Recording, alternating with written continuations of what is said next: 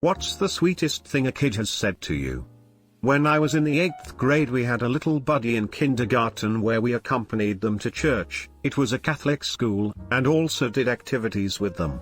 I got this little blonde-haired kid with glasses named Jesse, and he was quite the handful.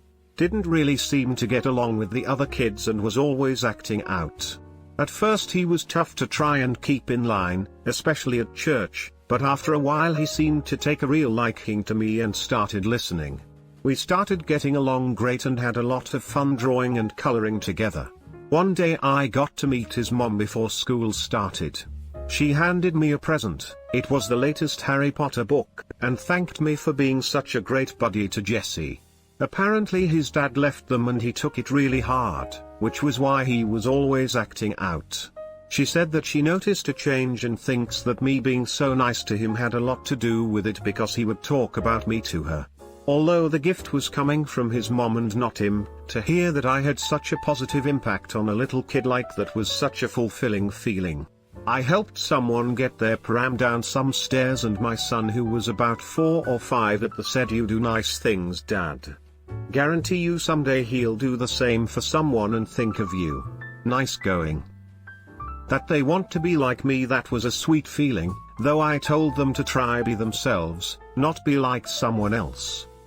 Recently a kindergartner could not pronounce my name and called me Ms. Cool, so if you excuse me I'm just gonna go legally change my name to that. Bye. Lol, I love kindergartners.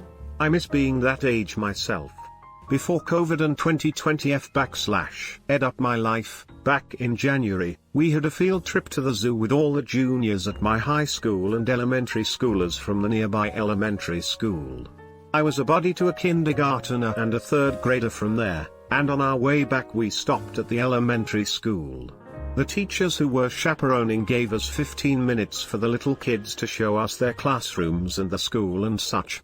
They showed me their classroom. Oh, the nostalgia hit me hard, and with 5 minutes left or so we went to the basketball court outside. I practice half-court shots all the time and I'm pretty good at them, so after we were done there I told them, "Watch this," and shot a couple that went off the rim. Then I shot one that swished. They were like, "Whoa," and the kindergartner said, "Half-court Superman." Nobody besides them saw it, but it was pretty fun. I miss the pre-COVID days. Here, this can be your tip. Needs context, though. I was delivering pizza to his house in late April, many years ago. His mom apologized for not having enough money to give me a tip. I told her it was no big deal. The kid ran off for about a minute as I exchanged the pizza for a check, and he returned with a little bag of Easter candy, which he gave to me. My son used to ask random people if they wanted a lick of his lollipop. He was the sweetest boy ever, still is, but honestly a wonder he didn't die of plague. My youngest said, "Dad, I love you." I said offhandedly, "Yeah, I know I love you too." He replied, "No, I really love you." Touched me whether he knows what he was saying or not. Back in college my figure drawing class went to the seniors' home next to campus to practice drawing pictures of older people. A woman asked me to draw her 4-year-old visiting granddaughter. I was happy to, drew the picture and gave it to them. They left. Grandma was huffy and rude the whole time, but the girl was very sweet. Thought that was that. But then about 15 minutes later the little girl darted back into the room alone and gave me 2 crumpled dollar bills. "I wanted to give you my soda money since you drew such a pretty picture of me." And then she darted back out before I could respond. Best $2 I've ever made as an artist. This might strange, but at the time it meant a great deal to me. I am big white guy from Hong Kong. Then my family moved to Pattaya in Thailand, which is the sex tourist capital of the world. It is a world apart. Seriously, Google it, you will not believe it. I like people and want to be nice, but in Pattaya you are constantly getting grabbed by hookers. The people you know have serious drug problems, so do their parents. Loads of extremely violent fights. It is proper rough. I was just trying to finish school, but I got a lot of shit. So I shaved my head, got a few piecing, and only wore wife beaters and worked out a bunch to protect myself. When I went back to Hong Kong my mates hardly recognized me. Eventually I get to go to university in the UK and waiting for a connecting flight in Dubai. I think I look tough as hell, piercings, ball shorts, slap head, white vest. I am walking about and this little girl holding her grandmother, who is veiled up and who is obviously a strict Muslim, sees me and runs up in perfect English asking if I knew where the toilet was. The grandmother looked horrified, cause I looked like such white fascist. Thankfully, I was able to help and it made me realize that despite all my experience I am not a monster, and I hope she was able to see the kindness on my face. I could leave that hell behind. You two are like Christmas, a friend's little daughter to me and my wife. You're fat, but I still think you are pretty. My 5-year-old niece climbing onto the couch. I want to sit with Uncle David because he's sweet and he's handsome. Melted my damn heart. My nephew, he's 21 now, to me at 3 while we were shopping. Auntie, you're my best friend.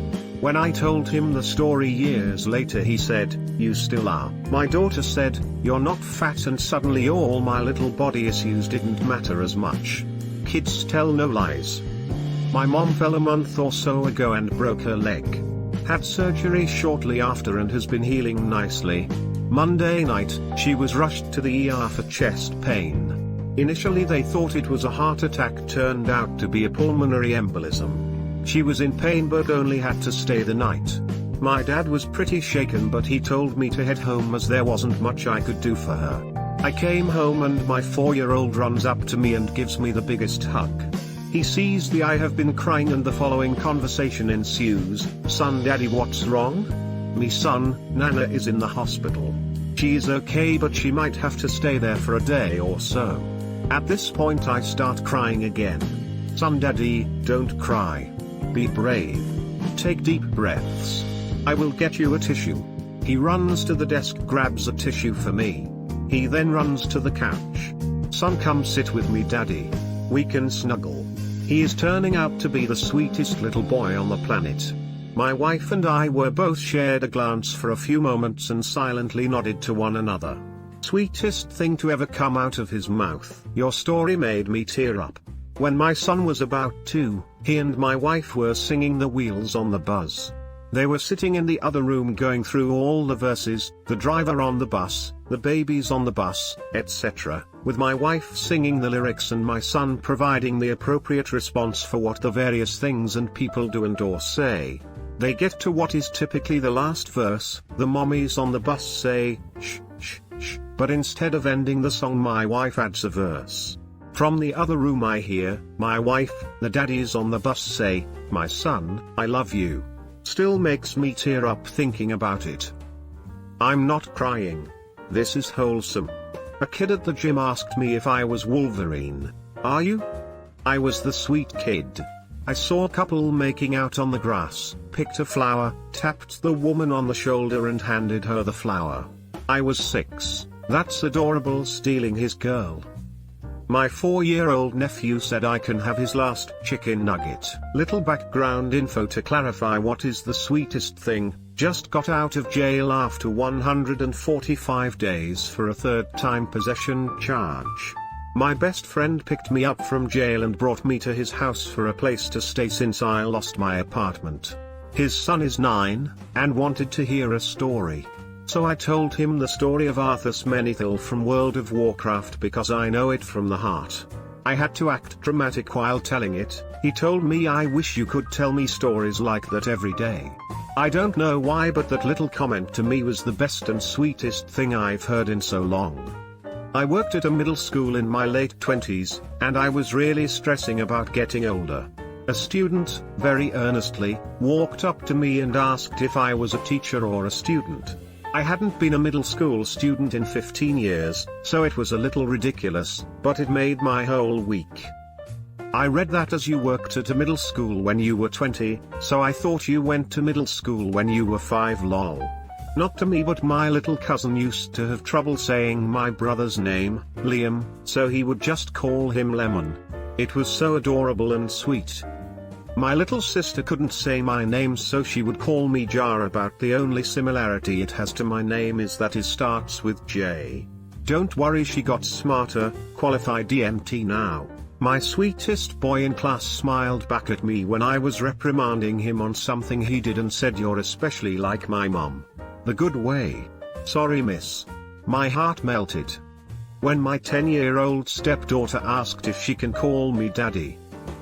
My heart. Many years ago I passed a father and approx 5-year-old son in a hospital corridor. I smiled at them. They both smiled back. As they walked away I heard the dad say that lady sure had a pretty smile, didn't she? She sure did, Dad. It was incredibly sweet and I've never forgotten that.